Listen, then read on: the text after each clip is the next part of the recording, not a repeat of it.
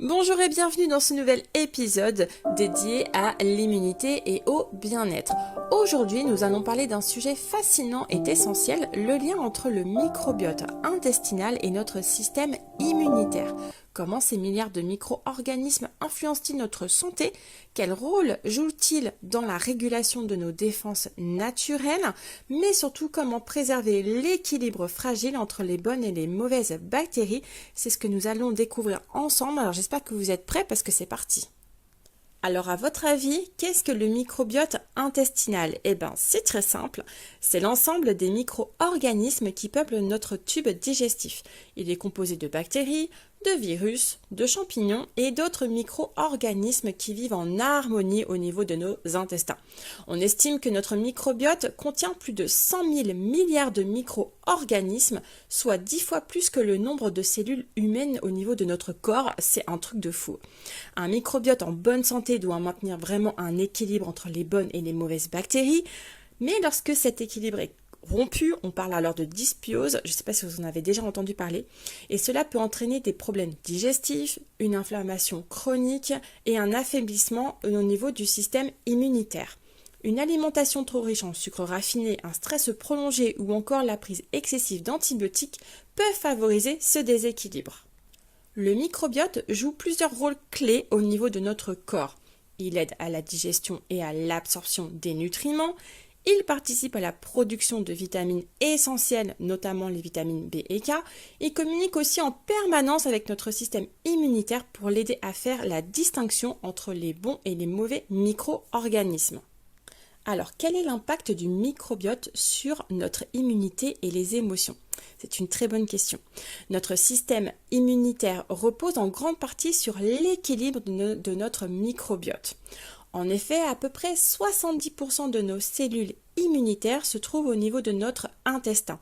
Un microbiote en bonne santé permet de faire quoi? Eh bien, de réguler l'activité du système immunitaire et d'éviter les réactions excessives comme les allergies ou les maladies auto-immunes, de produire des substances anti-inflammatoires qui vont pouvoir aider à maintenir l'équilibre de nos défenses naturelles et prévenir la prolifération des agents pathogènes en occupant l'espace intestinal et en produisant des substances antimicrobiennes.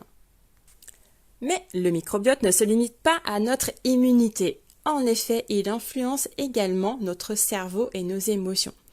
Est-ce que vous saviez que notre intestin est considéré comme notre deuxième cerveau? En effet, il contient environ 200 millions de neurones qui communiquent en permanence avec notre cerveau principal via le nerf vague. Cette connexion joue un rôle fondamental dans la gestion du stress, de l'anxiété et des émotions. Donc un microbiote déséquilibré peut entraîner des troubles de l'humeur, de la fatigue et des difficultés justement à se concentrer. Alors, comment faire pour prendre soin de son microbiote pour renforcer son immunité et son bien-être émotionnel?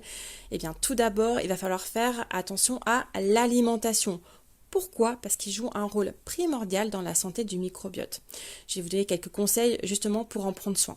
Alors, vous allez commencer par consommer des aliments riches en fibres, comme les fruits, les légumes, les céréales complètes, légumineuses, pour nourrir en fait les bonnes bactéries intestinales.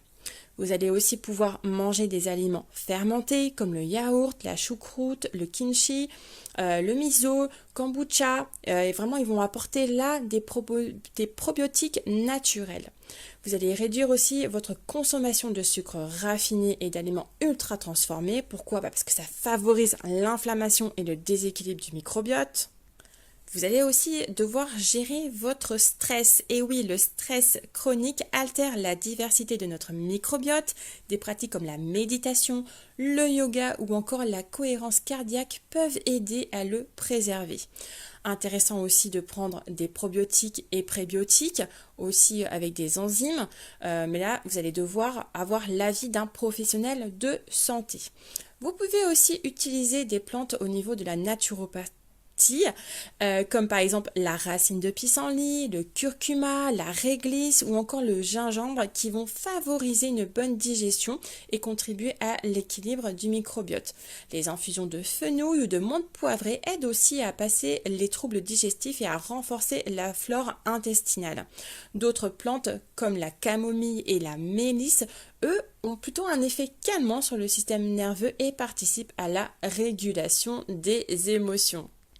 Le microbiote intestinal est un acteur majeur de notre système immunitaire, de notre bien-être émotionnel.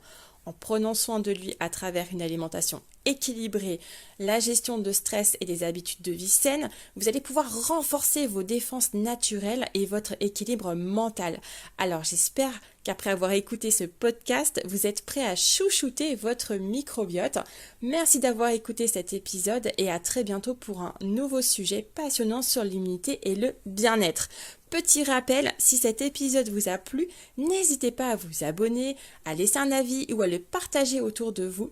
Vous pouvez aussi me retrouver sur mes réseaux sociaux Facebook, Instagram ou encore sur mon site internet pour encore plus de conseils sur l'immunité et sur le bien-être.